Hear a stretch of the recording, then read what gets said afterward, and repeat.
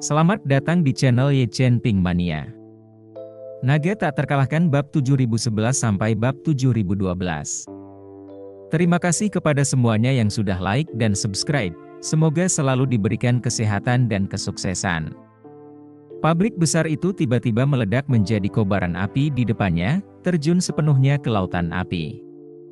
Meskipun Dong Minchao terkejut, dia mengerti dalam hatinya bahwa dia harus melapor ke atasan sesegera mungkin agar sesuatu yang begitu besar terjadi. Tepat pada saat itu, mesin-mesin berat tersebut juga mulai meledak dan terbakar, beberapa bahkan melemparkan tangki bahan bakar dan bagian-bagian mekanik yang terbakar ke udara. Seluruh Duk Mining tampaknya menjadi pertunjukan kembang api yang besar. Saat ledakan dahsyat itu terus berlanjut, Dong Minchao sedang memfilmkan dan menghindari berbagai puing yang jatuh dari langit, dan kemudian segera memanggil atasannya, salah satu orang dewasa Tongxi yang bertanggung jawab atas semua utusan penduduk, untuk melapor kepadanya. Tuan Tongxi, pada saat itu, sedang menjaga papan besar pertukaran malam ini di halaman kantor Istana Dudu. Pada layar besar di depannya, beberapa tempat tinggal di kantor Gubernur Angkatan Darat Kanan ditandai pada peta, disajikan dalam bentuk titik terang, dan di atas setiap titik terang, terdapat dua busur, yang masing-masing menghubungkan ke titik terang lain yang berbeda, yang satu ditandai dengan anak panah yang menghadap keluar, dan yang lainnya ditandai dengan anak panah yang menghadap ke dalam. Panah yang mengarah keluar melambangkan tujuan kemana pengawal primus pertama yang akan dipertukarkan dari garnisun ini akan pergi, dan panah yang mengarah ke dalam merupakan titik keberangkatan pengawal primus pertama yang akan dipertukarkan dari garnisun ini. Karena semua panglima angkatan darat kanan berpusat di Eropa dan Afrika, tidak ada perbedaan waktu yang besar. Jadi, gelombang pertama pertukaran akan selesai dalam 6 jam ke depan. Tugas terpentingnya hari ini adalah memastikan bahwa gelombang pertama pertukaran selesai dengan lancar dan tepat waktu. Tepat saat dia sedang menunggu berbagai utusan melaporkan berita bahwa gelombang pertama anggota penukar darah siap berangkat, panggilan telepon Dong Minchao masuk. Menerima telepon dari Dong Minchao saat ini, dia merasa sedikit khawatir dalam hatinya, karena menurut waktu yang disepakati, semua residensi akan dimulai 10 menit kemudian, yaitu pada pukul 0 waktu Maroko. Saat ini gelombang pertama pengawal primus dari seluruh dunia belum berangkat. Apa yang diminta utusan Maroko? Karena gugup, dia segera mengangkat telepon dan membuka mulut untuk bertanya, "Ada apa? Menelepon sekarang?" Dong Minchao menghindari puing-puing ledakan sambil berteriak, "Sesuatu yang besar telah terjadi, Tuan Tongxi." Duk Mining. Duk Mining meledak menjadi lautan api. Apa? Lord Tongxi langsung jatuh seperti gudang es, melompat dari kursinya dan berteriak keras, "Bagaimana situasinya? Apakah ada kecelakaan keamanan?" Tidak. Dong Minchao menatap beberapa bagian lautan api di depannya dan bergumam, ini tidak terlihat seperti kecelakaan, semuanya terbakar, gedung perkantoran, kilang minyak, gudang, asrama, gedung perkantoran tampaknya telah diledakkan dan runtuh, sial." Tuan Tongxi panik dan berkata, Apakah itu sama dengan Siprus?" Dong Minchao adalah utusan khusus untuk Maroko, Siprus. Meskipun dia telah mendengar berbagai hal, tetapi kebanyakan dari berita dunia luar tidak memahami secara spesifik, jadi untuk saat ini tidak berani mengambil omong kosong. Setelah berpikir sejenak, dia berkata kepada Lord Tongxi, "Tuanku, aku di sini memiliki video langsung. Ledakan itu adalah kedatangan kita yang tiba-tiba. Catatan mengemudi mobil harus merekam dengan sangat jelas. Aku membimbing keluar untuk mengirimimu." Tuan Tongxi sibuk berkata, "Cepat. Cepat kirimkan padaku." Dong Minchao segera berkata, "Baik, tuanku, silakan tunggu sebentar." Setelah berkata demikian, dia buru-buru menambahkan, "Ngomong-ngomong, tuanku, saya merasa musuh kemungkinan besar sedang mengintai daerah sekitar. Haruskah saya memimpin anak buah saya untuk mengungsi terlebih dahulu?" Lord Tongxi berkata dengan acuh tak acuh, "Kalian tetaplah di sini dan tunggu aku meminta instruksi dari Gubernur Metropolitan Agung." Setelah Tuan Tongzi selesai berbicara, dia langsung menutup telepon. Dong Mingchao sedang mengalami kesulitan pada saat ini.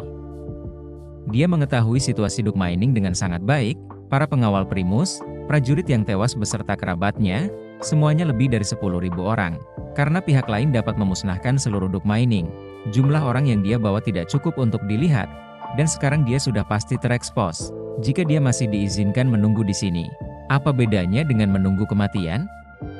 Akan tetapi, karena Tuan Tongzi sudah berkata demikian, dia pun tidak punya pilihan lain. Dia hanya bisa mendesak pengemudi untuk bergegas ke mobil dan merekam video dirinya sendiri. Di saat yang sama, dia juga merekam semua isi mobil yang baru saja dia turunkan dari mobil yang dilewati Tuan Tongzi. Pada saat ini, Tuan Tongzi tidak segera menghubungi Gubernur Wu Shutong. Dia tidak berada di tempat kejadian, belum melihat situasi di tempat kejadian, tidak berani melapor begitu saja, harus menunggu melihat situasi di tempat kejadian sebelum melapor ke Wu Shutong. Tak lama kemudian, kedua video kejadian itu terkirim ke telepon genggamnya. Saat dia melihat video itu, seluruh tubuhnya terasa seperti tertusuk jarum. Dia tidak pernah menyangka kejadian di Duk Mining akan begitu tragis. Dengan tingkat kerusakan seperti ini, seluruh Duk Mining telah hancur total. Terbuang satu kerugian penduduk yang mati saja sudah sangat berat, kunci para pengawal Primus itu, mati pada akhirnya seperti penduduk Ciprus yang hilang. Jadi dia tidak berani menunda sedikit pun, dan segera memanggil Wu Shutong. Saat ini Wu Shutong masih berada di ladang minyak Nigeria dalam keadaan tersiksa. Tepat saat dia sedang berbaring di tempat tidur sambil gelisah, telepon genggamnya tiba-tiba berdering. Wu Shutong mengangkat telepon dan melihat bahwa itu adalah San Tongzi, salah satu dari dua Tongzi dari kantor gubernur tentara kanan, jadi dia mengangkat telepon dan bertanya langsung kepadanya. Ya, apa yang harus dilakukan San Tongzi selarut ini? San Tongzi berkata di ujung telepon dengan suara yang hampir meneteskan air mata. "I Gubernur Agung, ada kabar tidak baik. Sesuatu yang besar telah terjadi." Jantung Wu Shutong berdebar kencang. Dia duduk dan bertanya tanpa sadar, "Ya, ada sesuatu yang besar terjadi? Ada apa? Di mana sesuatu yang besar terjadi?" San Tongzi buru-buru berkata, "Di pertambangan Duk Maroko punya masalah besar. Saya merasa saya khawatir situasinya sama dengan Siprus." "Apa?" Wu Shutong langsung merasakan matanya lebam, hampir saja terjatuh tak terkendali ke belakang di tempat tidur. Untung saja ia mengulurkan tangan untuk menopang tubuhnya agar tetap stabil. Tanpa sadar dia berkata, bagaimana mungkin Duk Mining? Kalaupun terjadi sesuatu, bukankah seharusnya Nigeria? Bukankah seharusnya gubernur di ladang minyak sialan ini? Bagaimana mereka bisa sampai ke Maroko?" San Tongzi buru-buru berkata, kembali ke Gubernur Agung. Bawahanku juga tidak mengerti." Wu Shutong buru-buru mengejar. Kamu bilang, situasinya benar seperti itu?" San Tong tahu, 1000 kali benar. Utusan Maroko kebetulan pergi untuk bersiap membawa rombongan pertama pengawal bunga primrose darah ke bandara. Baru saja tiba di tempat itu, seluruh tambang Duk diledakkan menjadi lautan api, bangunannya runtuh. Saya akan mengirimkan video langsungnya sekarang juga. Cepat, cepat, cepat. Wu Shutong mendesak dengan tidak sabar. "Cepat kirimi aku videonya." Wu Shutong tidak menutup telepon, tetapi terus menatap perangkat lunak khusus internal, menunggu video dikirimkan oleh San Tongzi. Waktu tunggu selama 30 detik ini merupakan 30 detik paling menyiksa yang pernah dialami Wu Shutong seumur hidupnya.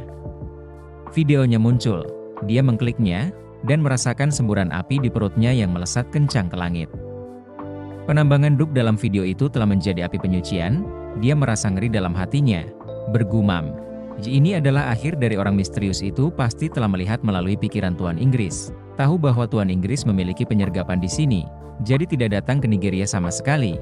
Tetapi sebaliknya, kompleks Maroko itu berakhir seperti ini, jika Tuan Inggris tahu, pasti akan sangat marah. Masih tidak tahu apakah dia akan menyalahkan saya karena tidak melakukan pekerjaan dengan baik. Saat itu, dia teringat sesuatu, tiba-tiba terbangun, tanpa sadar berteriak kepada San Tongzi, "Gawat! Komandan Song sebelumnya ada di Duk Mining. Cepat-cepat suruh seseorang masuk dan lihat apakah dia masih di sana." Bersambung.